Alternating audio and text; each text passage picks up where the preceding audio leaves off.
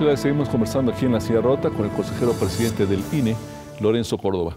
El primer diagnóstico cuando se empezó a discutir esta reforma fue que los organismos electorales estatales tenían demasiada injerencia, sufrían demasiada injerencia de los poderes locales, particularmente los gobernadores. Hubo quien dijo, incluso José Woldenberg, por ejemplo, que fuera cierto o no ese diagnóstico, a lo mejor el remedio no era el adecuado. Ahora ya es un hecho que el INE va a tener esas atribuciones, va a ser en los hechos un contrapeso para el poder de los gobernadores en los estados. Seguramente no has de ser, tampoco el resto de los consejeros, los personajes más populares entre los gobernadores.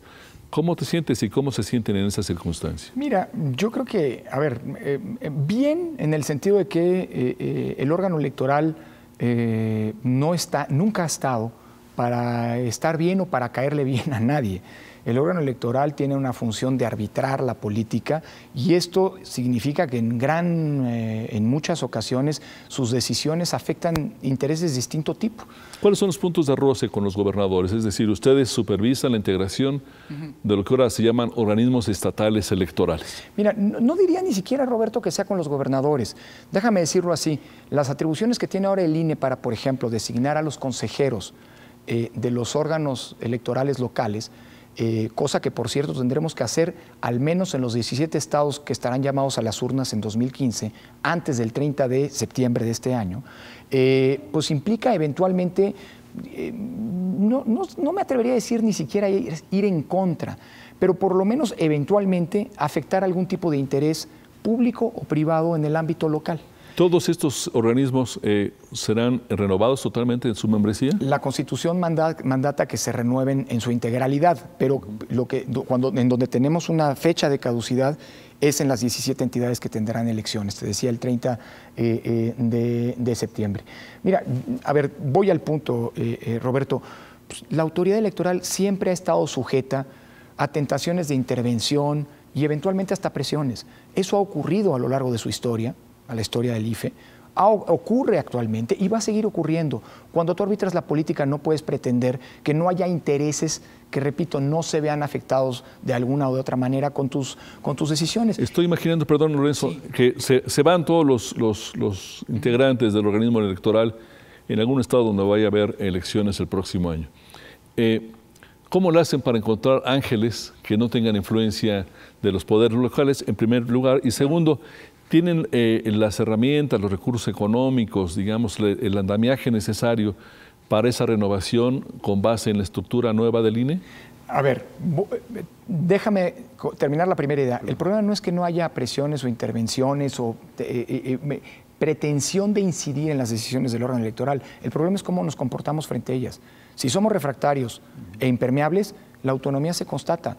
La autonomía no es la ausencia de pretensiones de intervenir o de presionar a la autoridad electoral, sino más bien cómo se comporta esta frente a ese tipo de circunstancias. Y voy al punto de los dos puntos de tu pregunta.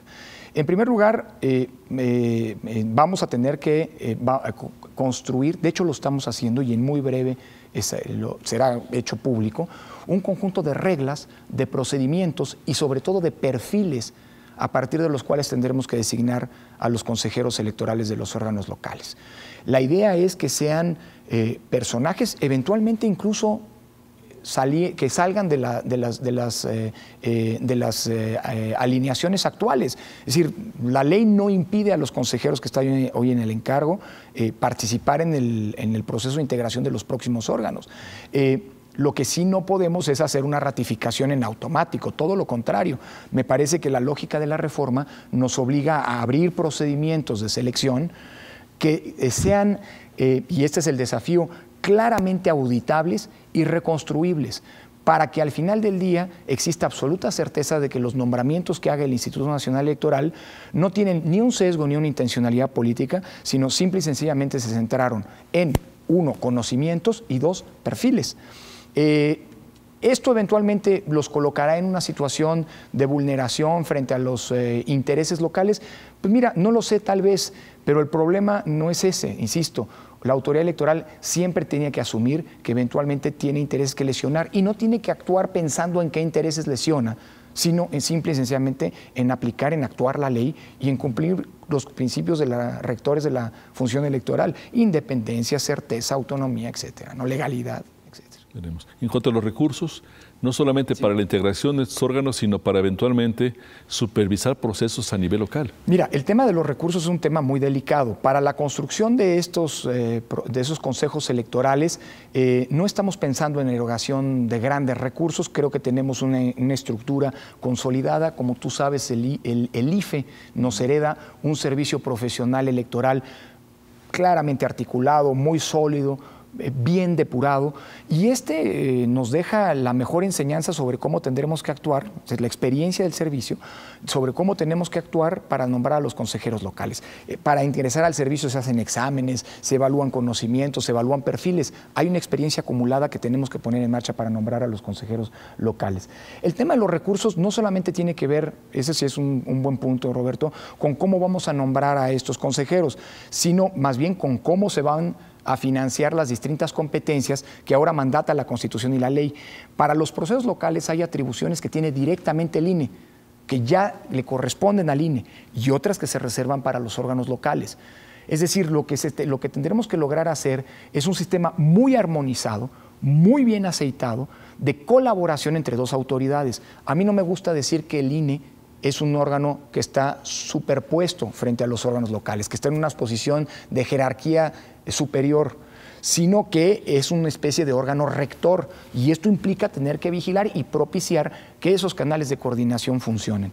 El tema del dinero es un tema no menor, porque tendremos que tener, precisamente a partir de una muy clara coordinación y sobre todo de definición de qué le corresponde a cada quien, pues saber cuánto aporta a los procesos concurrentes el órgano local y cuánto le corresponde al órgano nacional. Porque nosotros no podemos permitirnos, Roberto, el lujo de, a pesar de todas estas nuevas atribuciones, en el próximo presupuesto incrementar desmesuradamente nuestros requerimientos financieros.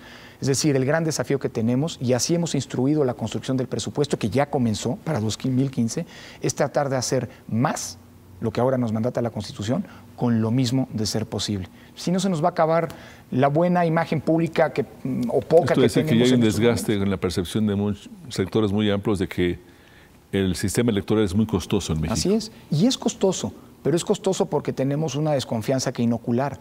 Seguimos votando en boletas que están hechas en papel seguridad, y es carísimo.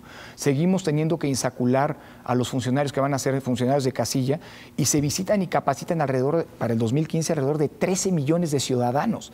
Esto cuesta, pero es producto de la desconfianza y es la ruta que hemos encontrado para inocular esa desconfianza. ¿Qué quiere decir esto? Que tenemos que conformarnos es decir, allanarnos al hecho de que vamos a seguir gastando miles de millones de pesos en esto. Bueno, yo creo que tenemos una responsabilidad como INE, insisto, que es tratar de racionalizar en la medida de lo posible nuestro presupuesto. Te pongo un ejemplo. La ley nos mandata la creación de 2 nuevas unidades técnicas. Nuestro desafío es constituirlas con el personal que ya tiene el Instituto Nacional Electoral. Vamos a ir a un nuevo bloque, pero te quiero preguntar de inmediato, en el arranque del siguiente bloque, lo que yo veo que es una de las mayores pesadillas, primero del IFE y ahora del INE, que es toda esta supervisión sobre la tarea de los medios de comunicación, especialmente electrónicos, claro. Y creo que de alguna manera se amplía y hay muchas dudas al respecto. Vamos, si te parece, al siguiente bloque. Seguimos con ustedes. Síganos también en Twitter y en redes sociales en el portal de La Silla Rota. Gracias.